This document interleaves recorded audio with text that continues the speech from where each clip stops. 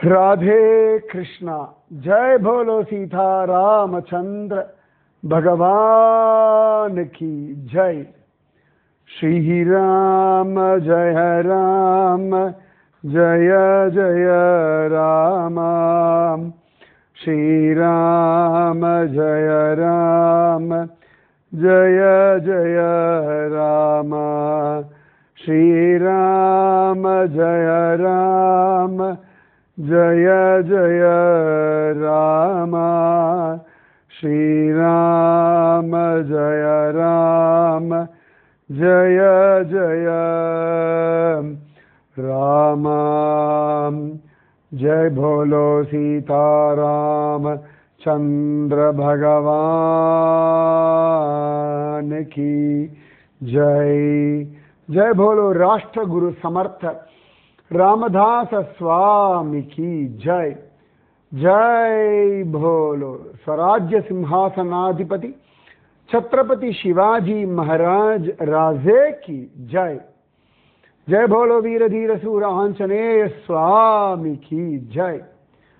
जय बोलो कोटेश्वर महादेव की जय। जय बोलो रुद्रप्रयाग की जय। जय बोलो हरिदास गिरी गुरुजी महाराज की जय। நாளைக்கு விடிஞ்சா அக்ஷய திருதியை. இன்னைக்கு கங்கை கரையில் இருக்கும். அக்ஷய திருதியை அன்னைக்கு தான் பகீரதனுடைய தபஸிற்காக கங்கை பூமியில் இறங்கின நாள். அக்ஷய திருதியை அவ்வளவு விசேஷம். மகாபாரதம் எழுதத் தொடங்கின நாள் அக்ஷய திருதியை. புரி ஜெகநாதனுடைய ரதம் பண்றதுக்கு ஆரம்பிக்கிற நாள் அக்ஷய திருதியை. சிம்ஹாச்சலம் வராக நரசிம்மமூர்த்தியை அவருடைய நிஜஸ்வரூபத்தை சந்தனமில்லாமல் பார்க்கக்கூடிய ஒரு நாள் அக்ஷய திருதியை. அந்த வராக நரசிம்மர் சிம்ஹாச்சலத்தில் இருக்கவர் தான் பிரகலாதன் இரண்யகசிப்பு கடலை தூக்கி போடும்பொழுது காப்பாற்றினவர். அக்ஷய திருதியை அன்னைக்கு தான் கனகதாரா ஸ்தோத்திரம் சொல்ல அழகா கேரளாவில் சங்கரருடைய அந்த கனகதாரா ஸ்தோத்திரத்துக்கு தங்க நெல்லிக்கனி மழையா பொழிஞ்சதும் ஒரு அக்ஷய திருதியை அன்னைக்கு தான். எந்த இடத்துலையும் அக்ஷய திருதியை தங்கம் வாங்கணும் அப்படின்னு எனக்கு தெரிஞ்ச புராண சாஸ்திர இதிகாசங்கள்ல கிடையாது. தான தர்மம் பண்ணணும், நிறைய நாமஜபம் பண்ணணும். எங்களுக்கு பாக்கியம் அக்ஷய திருதியை அன்னைக்கு ஜோரா ஹிமாச்சலத்தில் இருக்கும். நாளைக்கு அக்ஷய திருதியை தான் கங்காமையா அவருடைய கங்கோத்ரி கோவில் ஆச்சரியமாக, யமுனோத்ரியுடைய யமுனாமையா கோவில், நம்ம கேதார்நாத் பகவானுடைய கோவில் எல்லாம் திறக்கிறது. அத்தனை விசேஷம் இந்த அக்ஷய திருதியை. பகவான் நமக்கு அழகாக அனுகிரகம் பண்ணட்டும். அக்ஷய திருதியை தான் சில இடங்கள்ல பலராம ஜெயந்தி, சில பேர் பரசுராம ஜெயந்தியா கொண்டாடுறதும் அக்ஷய திருதியை தான்.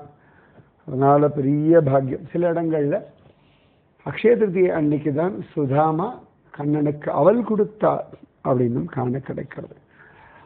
நமக்கு அக்ஷயமா மகாத்மாக்களுடைய சரித்திரம் கிடைக்கிறதுக்கு பகவான் அனுகிரகம் பண்ணட்டும்.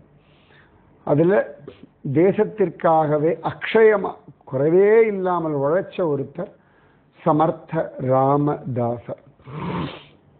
என்ன ஒரு தைரியம், என்ன ஒரு மனோபலம். நம்ம எல்லாருமே கொஞ்சம் சமர்த்த ராமதாசர் போல மனோதைரியத்தோட வந்துட்டோம்னாலே சனாதன ஹிந்து தர்மம் ஜெயிச்சிடும். ஹிந்து தர்மம் ஜெயிக்கிறது நம்ம ஒவ்வொருத்தருடைய மனோபலத்தினாலே மட்டும்தான். இத்தனை நாள் சனாதன தர்மம் ஜீவிச்சுருக்கிறதும் மனோபலத்தினால்தான். நல்லா யோசனை பண்ணி பாருங்க. 500 வருஷமா ராமனுடைய கோவில் அங்கே இல்லை. அதுக்காக ராமனை மறந்தே ஒன்றும் போகலை. அது பேர் ரொம்ப நான் நினைச்சு மலைச்சு போறேன். இந்த 500 வருஷத்துல தான் எவ்வளவு மகாத்மாக்கள் வந்தார்கள், தியானம் பண்ணார்கள், தபஸ் பண்ணார்கள், அவாவா கீர்த்தனை எல்லாம் பாடியிருக்கா. ஸ்டில் அவ்வளவு ஜோரா ராமனுடைய கோவில் அங்கே இல்லை. ஆனாலும் ராமன் இருந்துட்டு இருந்தான். அதெல்லாம் தான் அசாத்தியம். இதுதான் சனாதன இந்து தர்மத்தினுடைய மகோன்னதம். அதுல இன்னைக்கு பஞ்சகேதாரில் ஒருத்தரான கல்பேஸ்வருடைய அழகான தரிசனம் சுகம். நிஜமாவே ஏகாந்தமா அந்த பாறையை பார்க்கும் பொழுதே அவருடைய ஜடாமுடி தான் தெரியும். ஆச்சரியமா தேனேன்னு ஒரு சின்ன கோவில், ஒரு மலை, அதனுடைய குகை, அது ஒரு சின்ன சிவலிங்கம், அதுக்கு லேசாக ஒரு பக்கம் வந்து பிளாக் பண்ணிட்டு கதவு போட்டாச்சு, கோவிலை எடுத்து கீழே கல்பகங்கா ஓடின்னு இருக்கு. ஆளே கிடையாது. அங்கேயும் விளக்கேற்றி ஸ்ரத்தையோட பூஜை பண்ணி, ருத்ரம் எல்லாம் சொல்றதுக்கும் ஒரு பூஜாரி இருக்க, அங்கேயும் அழகா பெயிண்ட் எல்லாம் அடிச்சுட்டு ஸ்ரத்தை, ஆள் பார்க்கறதுக்கு அங்கே யாரும் நோட்டீஸ் பண்ணுறது கூட ஆள் இல்லை, சூப்பர்வைஸ் பண்ணுறது கூட ஆள் இல்லை. 2 வேலைக்கார சின்சியராக உட்காந்து அந்த கம்பிகளுக்கெல்லாம் பெயிண்ட் அடிச்சுண்டு, ஆளே இல்லை. ஆனாலும் அந்த ஒருத்தர் கடையை திறந்து வச்சுண்டு சாமான்லாம் வச்சுண்டு, எப்போ வருவா யார் வருவான்னு தெரியாது. ஆனாலும் அப்போ இந்த ஸ்ரத்தையெல்லாம் எவ்வளவு பெரிய விஷயம். யார் வரப்போறா அப்படின்னு அஸ்ரத்தையா யாருமே இல்லை. என்னன்னா 2வது தடவை வரேன்னு நினைக்கிறேன், 2வது தடவை 3வது தடவை ஞாபகம் இல்லை எனக்கு, 2வது தடவை தான் நினைக்கிறேன். அப்போ 2 தடவையும் அதே மாதிரி தான், ஆளே இல்லை. ஆனாலும் பகு ஸ்ரத்தையோட அங்கே இருக்கிறவர்கள்லாம் அந்த சுவாமியை கொண்டாடிட்டு இருக்கா. இந்த ஸ்ரத்தை, இதுதான் சனாதன தர்மத்தினுடைய பலம்.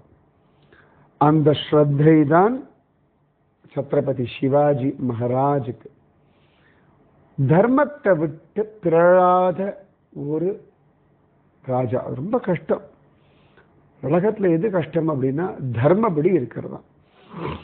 ரொம்ப ஈஸி பொய் சொல்றது, ரொம்ப ஈஸி திருடுறது, ரொம்ப ஈஸி ஏமாத்துறது, ரொம்ப ஈஸி நம்பிக்கை துரோகம் பண்றது, ரொம்ப ஈஸி அடுத்த வாழ்க்கைக்கு எல்லாத்தையும் சுருட்டி கொள்றது. எல்லாத்துலேயும் தர்மத்தை புரிஞ்சுண்டு, தர்ம நுணுக்கத்தை அறிஞ்சுண்டு அதன்படி வாழறதுன்றது நிஜமாவே சாதனை. அதனாலதான் இன்னி வரைக்கும் அத்திரி அனசூயாவை பேசிட்டு இருக்கோம். மகாபாபியான புருஷன் இருந்தாலும் மண்டோதரி தர்மப்படி இருந்ததுனால அது வசத்தியா கொண்டாடிட்டு. ரொம்ப கஷ்டம். மோசமான ஒருத்தன் ஹஸ்பண்ட், ஆனா அவன் வைஃப் பதிவிரதையா இருக்கணும்னா அவ்வளவு கஷ்டம், அவ்வளவு கஷ்டம் நிஜமாவே.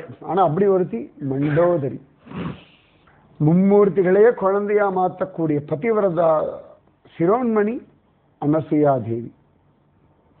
ஒரு துளியும் அவள் மேல சந்தேகமே கொள்ளாத அத்திரி மகரிஷி. என்ன ஆச்சரியம் இதெல்லாம் நிஜமாவே. எப்படிப்பட்ட ஒரு சனாதன தர்மம். அந்த தர்மத்தை அவ்வளவு அழகா ஒவ்வொரு காலகட்டத்தில் ஒவ்வொரு மகாத்மாக்கள் லோகத்தில் பிரகடனப்படுத்துறா. சமர்த்த ராமதாசர். இப்போ நினச்சி பார்த்தா இன்னைக்கெல்லாம் பொலிட்டிக்கல் விஷயங்கள்லாம் படிக்கிறோம், கேட்குறோம். என்னெல்லாமோ கதை சொல்கிறா, இல்லாததும் பொல்லாததையும் சொல்கிறா. அந்த காலத்தில் அவள் கன்வர்ஷன் பண்ணதெல்லாம் படித்தாலே ரத்தம் கொதிக்கிறது. அப்போ அந்த காலத்தில் இருந்தவாளுக்கு எப்படி இருந்திருக்கும். அதை தாண்டி இந்துக்களுக்கு தைரியம் கொடுத்து ஒரு ராஜா அவ்வளவு யுத்தம், தர்ம யுத்தம் பண்ணிட்டு இருக்கான்னா நிஜமாவே பெரிய விஷயம். ஏன்னா நிறைய பேர் எல்லாருமே ஒரு ராஜாங்கம்னா சில சந்தர்ப்பங்கள் அசந்தர்ப்பமா தவறு நடக்கும், ஏதாவது ஒரு விஷயமா அப்படின்னு ஜஸ்டிஃபை பண்ணிடுவோம். எந்த இடத்துலையுமே சிவாஜி தப்பு பண்ணிட்டு ஜஸ்டிஃபை பண்ண வேண்டிய அவசியமே இல்லாதபடி அழகா சமர்த்த ராமதாசர் சொல்லிட்டு இருந்தார். புரிஞ்சு நடந்தான். எங்கெல்லாம் தர்மத்தில் அவன் சந்தேகம் வருதோ அப்பெல்லாம் கொஞ்சம் நிதானம் ஆயிடுவான். ஏன்னா இந்த தர்மம் ரொம்ப நுணுக்கமானது. பொய்யே சொல்லக்கூடாது, ஆனா சில சந்தர்ப்பங்கள்ல பொய் சொல்லலாம், அது தர்மம். திருடவே கூடாது, ஆனா கிருஷ்ணன் வெண்ணையை திருடுறான், தர்மம். நிறைய இருக்கு. தர்மத்தை நிறைய விதமான விஷயங்களை கொண்டுதான் தீர்மானிக்க முடியும் ஒழிய பொத்தாம்பதுவா சொல்லுங்க. சாமானிய தர்மம்னு சிலதெல்லாம் காமன், சிலதெல்லாம் விசேஷ தர்மம், சிலதெல்லாம் ஆபத் தர்மம். ஸோ சத்ரபதி சிவாஜி ரொம்ப அழகா சூரத் அங்கே கொள்ளையடிக்கலாம் அப்படின்னு தீர்மானம் பண்றான். ஏன்னா அங்க முகலாயர்களுடைய, போர்ச்சுகீஸ், டச், இந்த மாதிரி பல பேருடைய பணம், அப்படியே செல்வ செழிப்பு, அவ்வளவு ஒரு போர்ட் அது. அதனால நிறைய வந்துட்டே இருக்கு. ஸோ அங்க அடிச்சா முகலாயர்களுக்கு வலிக்கும். அதே சமயத்துல மகாராஷ்டிராவை தாண்டி இந்த இந்து சாம்ராஜ்யம் அந்த பக்கமும் போகணும். ஸோ மகாராஷ்டிரா மேல அப்படி ஏறினா குஜராத் தானே. ஸோ அதனால அதை பிளான் பண்றான் சத்ரபதி சிவாஜி. இது எல்லாமே தெரியாது சமர்த்த ராமதாசருக்கு. ரொம்ப சந்தோஷப்படுறார். குட் சரியான மூவில போயிட்டு இருக்கான். ஏன்னா அது ஒரு தர்மம், ஒரு கிருஷ்ண தர்மம். அதர்மத்தால் அடிக்கிற ஒரு தர்மம். இப்போ பார்த்தோம்னா சில வியாதிகளுக்கெல்லாம் ஒரு இன்ஜெக்ஷன் போடுவா. எந்த கிருமியினால உடல்ல வியாதி வருதோ அந்த கிருமியை அதனுடைய அந்த உடம்புக்கு கெடுதல் பண்ணக்கூடியதெல்லாம் எடுத்துட்டு அந்த கிருமியை உள்ள போடுவா. ஸோ அப்போ என்ன, வெளியிலேருந்து வர இந்த நோய் கிருமியை உள்ளுக இருக்கு அதோட கிருமியோட சண்டை போட்டு ஜெயிக்கும். இதெல்லாம் அந்த மாதிரியான ஒரு தர்மம் இது. அவ்வளவு பிளான் பண்றாங்கன்னா Chhatrapati Shivaji Maharaja nook and corner details collect பண்றான். அது ரொம்ப அவசியம். அது சும்மா ஒரு குருடாம்போக்குத்தனமாக ஒன்று பண்ண முடியாது. பிளானிங் அவ்வளோ அழகாக பண்ணணும். பிளான் பண்ணதை ப்ராப்பராக எக்ஸிக்யூட் பண்ணணும். அப்போ தான் ரிசல்ட் வரும். முதல்ல பிளான் பண்ணணும், ப்ரிப்பேர் பண்ணணும், எக்ஸிக்யூட் பண்ணணும். இது எல்லாமே கரெக்டாக போகணும். இல்லை ஒவ்வொன்றும் கொஞ்சம் கொஞ்சம் மிஸ் ஆச்சுன்னா கூட ரிசல்ட் வேறு மாதிரி ஆகிடும். நம்ம எல்லாருமே முதல்ல ட்ரீமிங் ட்ரீமிங் ட்ரீமிங் அவ்வளோ. அங்கே பிளானிங் ப்ரிப்பரேஷன் எக்ஸிக்யூஷனுக்கே வரதில்லை. ட்ரீமிங்கில் இருப்போம், பிளான் பண்ண எல்லாம் பர்ஃபெக்ட் அவ்வளோதான், ரைட் நான் பிளான் பண்ணியாச்சு இது அது அது அப்படின்னு. அதில் எங்கெல்லாம் என்னெல்லாம் பிரச்சனை வரும், வந்தால் என்ன நெகட்டிவாக திங்க் பண்ணுறதுன்னு இல்லை, ப்ரிப்பேர் ஆகிறது. அது இந்த மாதிரி வந்தால் இதுக்கு இது ஆன்டிசிபேட் பண்ணணும், இதுக்கு இந்த மாதிரியான எதிர்வினை ஆற்றணும். ஏன்னா நாம் நினைக்கிற மாதிரியே எல்லாரும் நினைக்கணும் அவசியம் இல்லை. நாம் நினைக்கிற மாதிரியே அதுக்கு ரெஸ்பான்ஸோ ரியாக்ஷனோ வேறு மாதிரி கூட இருக்கலாம். நம்ம கற்பனையே பண்ணாத விதமாக கூட ஒரு ரியாக்ஷன் இருக்கலாம். ஸோ அது எல்லாத்துக்கும் தயாராக இருக்கணும். அதுக்கு ப்ரிப்பேர் பண்ணணும். ப்ரிப்பேர் பண்ணிவிட்டு எக்ஸிக்யூட் பண்ணும்பொழுது கரெக்டாக, அதாவது எக்ஸிக்யூஷன் எப்படின்னா, இப்போ ஒரு வீட்டு வேலைக்காரமாக வரா வச்சுக்கோங்களேன். அவள் டெய்லி வீட்டை பெருக்கிறா, பாத்திரம் தேய்க்கிறான்னா அவளுக்கு அவ்வளோதான். அவக்கே ஒரு வேலைக்காரரை வச்சு வேலை வாங்குறான்னா அவளுக்கு ரொம்ப டென்ஷன் ஆகிடும். நானே பண்ணிடுறேன் அப்படின்பா. இப்போ இன்றைக்கெல்லாம் பார்த்தா வீட்டிலலாம் இந்த ரோபோ ஆட்டோமேட்டிக் கிளீனர் உண்டு. அதை வச்சு அது பாட்டு க்ளீன்லாம் பண்ணாது. அதுக்கு நாம் கொடுக்கணும் டைம் முதற்கொண்டு எல்லாத்தையும் அதுக்கு ஃபீட் பண்ணால் நம்ம கரெக்டாக ஃபீட் பண்ணால் கரெக்டாக எல்லாம் பண்ணிகிட்டு இருக்கோம். அந்த ஃபீடிங்கிற ஒரு வேலை நாம் தான் பண்ணணும். இன்றைக்கி அந்த ஆர்டிஃபிஷியல் இன்டெலிஜென்ஸ் இமேஜெலாம் க்ரியேட் பண்ணோம். அது என்ன பண்ணிக்கணும், ப்ராம்ப்ட் கரெக்டாக கொடுக்கணும். இன்றைக்கி இந்த மாதிரி எல்லாம் வேணும்னு சொல்லி நமக்கு அது அழகாக தெரிஞ்சால் தான் அது அழகாக கொடுக்கும். இல்லாட்டி அது கொடுக்கறத பார்த்தா நிஜமாக நமக்கே பயமாயிடும்.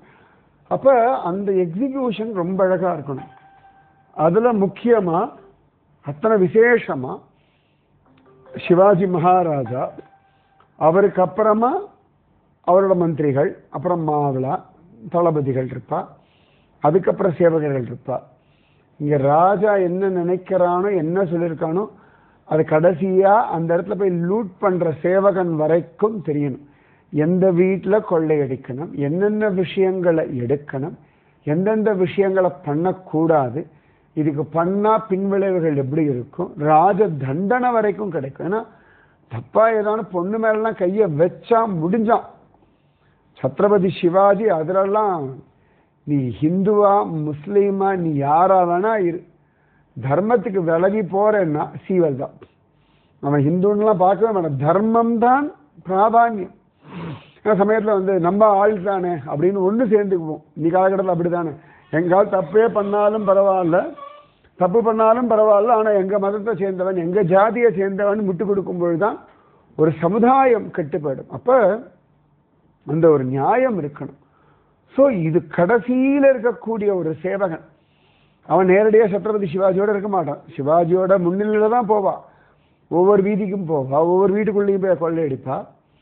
அப்போ ஒவ்வொருத்தர் முன்னாடி சிவாஜி மகாராஜா நான் இங்கே எடுக்கலாமா, ஓடி வந்து வீட்டு பூட்டை உடைச்சிட்டேன், அந்த வீட்டில் இதெல்லாம் இருக்குது, இதெல்லாம் எடுக்கலாமான்னு கேட்டு வரதுக்குள்ளே முடிஞ்சிடும். ஏன்னா அதுக்குள்ளே கடகடகடான்னு கொள்ளையடிக்கணும், அவகிட்ட மாட்டக்கூடாது. அதே சமயத்தில் அதர்மமாக அவ்வளோ கஷ்டம் தெரியுமா, சும்மா போய் கொள்ளையடிக்கிறது. இப்போ முகலாயர்கள் வருவா, கோவிலை இடிப்பா, பொம்பளைகளை பார்த்தா இழுத்துட்டு போயிடுவா, குழந்தைகளை கொண்டு போடுவா, வயசானவாளை கொண்டு போடுவா. ஸ்ரீரங்கத்தில் பார்த்தோம்னா 12,000 பேர் தலையை சீவினான் முகமது பின் துக்ளக் அப்படின்னு இருக்கு. எவ்வளோ பேர் இன்னைக்கு ஹிஸ்ட்ரியில் ஆஹா ஓகோன்னு சொல்லக்கூடிய ஒரு அத்தனை பேர் அவ்வளோ அக்கிரமங்கள் இந்த தேசத்தில் பண்ணியிருக்கா. நம்ம மகாத்மாக்கள் நம்ம ராஜாக்கள்லாம் அவ்வளோ பெரிய காரியங்கள் பண்ணியிருக்கா. அப்போ அது கரெக்டாக இவர் சிவாஜி ராஜா என்ன இன்ஸ்ட்ரக்ஷனோ அது கரெக்டாக போய் சேரும். இப்போ நமக்கெல்லாம் நிறைய ஆப் இன்ஸ்டால் பண்ணுறோம், நிறைய ஃபோன்லாம் வாங்குறோன்னா எடுத்தோம் நிறைய அக்ரின்னு ஒன்று டக்குன்னு அக்ரி தான். எத்தனை பேர் அது ஃபுல் பாயிண்ட்ஸ் வாசிச்சிருப்போம்? சத்தியமாக கிடையாது. இப்போ ஏதான ஒரு பேங்க் அக்கௌண்ட் படம் எங்கெல்லாம் சைன் பண்ண அவன் மார்க் பண்ணி கொடுப்பான், கட கட கட கட கடன் சிக்னேச்சர், அவ்வளோதான். அந்த அளவு கூட நமக்கு ஒன்றும் பொறுமையும் கிடையாது, இதுவும் கிடையாது. அப்புறம் புலம்புவோம்னா ஆனால் ராஜா அப்படி புலம்ப முடியாது. அதுவும் பெரிய ஒரு யுத்தம். இதை ஏற்கனவே இருக்கக்கூடிய அந்த ஃபைனான்ஸ் அந்த விஷயத்தை இது பண்ணுறது, இதில் போய் இன்னும் மாட்டிக்கப்படாது. அப்போ அவ்வளவு இன்ஸ்ட்ரக்ஷன் கொடுத்துருக்கான். சூரத்குள்ள வந்தாச்சு, கரெக்டாக எக்ஸிக்யூட் பண்ணி யார் யார் எந்தெந்த திசையில் போகணும், எந்தெந்த வீதிகளில் இருக்கா, சாதாரண ஏழை ஜனங்கள் இருக்கா, இல்லாட்டி மிடில் கிளாஸ் ஜனங்கள், அங்கெல்லாம் போய் கொள்ளையடிக்க அவளுடைய டே டு டே லைஃப், அவள் ஒரு மாதம் செலவு அவள்கிட்ட போய் கொள்ளையடிச்சு என்ன பண்ண போகிறா? ஒரு ராஜாங்கத்துக்கு உப்பு புளி மிளகாவை கொள்ளையடிச்சு என்ன பண்ண போகிறா? பசியில் இருக்கவனா கொள்ளையடிக்கலாம். அப்போ எந்தெந்த வீடுகளில் யாரெல்லாம் நிறைய வியாபாரம் பண்ணுறா, யார்கிட்ட அபரிமிதமான பணம் இருக்குது, இது எல்லா லிஸ்ட்டும். அதில் யாரெல்லாம் தர்மம் பண்ணாமல் இருக்கான், தன் சுகத்தை மட்டும் வச்சுருக்கான், அவங்ககிட்ட மட்டும் கொள்ளையடிக்கணும். எவ்வளோ கஷ்டம். ஒரு சம்மந்தமே இல்லாத ஒரு ஊருக்குள்ளே போய், இந்த தெருவுக்குள்ளே போய் 4வது வீடு 8வது வீடு 13வது வீடு, இதை ஞாபகம் வச்சுக்கணும். அதில் யாரெல்லாம் ஏன்னா மாறி போய் கொள்ளையிட, வீடு பெருசாக இருக்கு, போடா உள்ள ரோடா கொள்ளையடிச்சுன்னு சொல்லிடக்கூடாது. அப்போ இந்தந்த வீட்டில் கொள்ளையடிக்கணும், இந்தந்த வீட்டில் கொள்ளையடிக்கக்கூடாது. ஒருவேளை யாரும் நுழைஞ்சிட்டா கூட அந்த வீட்டினுடைய ஸ்ட்ரக்சர் வரைக்கும் தெரிஞ்சுண்டு, அவ்வளவு டீட்டெயில்டாக தெரிஞ்சுட்டு, அங்கே இருக்க ஃபோட்டோ வச்சு அதை வச்சு இல்லை இந்த வீட்டில் கொள்ளையடிக்கலாம், இந்த வீட்டில் கொள்ளையடிக்கலாம், மறந்து போய் உள்ளே போனாலும் கூட திரும்பி வெளில வந்துடணும். அவ்வளவு டீட்டெயில்டு சொல்லி அந்த சூரத் அட்டாக். அதில் முக்கியமாக அந்த ஊர்லேயே ஒரு பெரிய வியாபாரி இருந்தான், அவ்வளவு பணம் சம்பாதிச்சுட்டு இருந்தான்.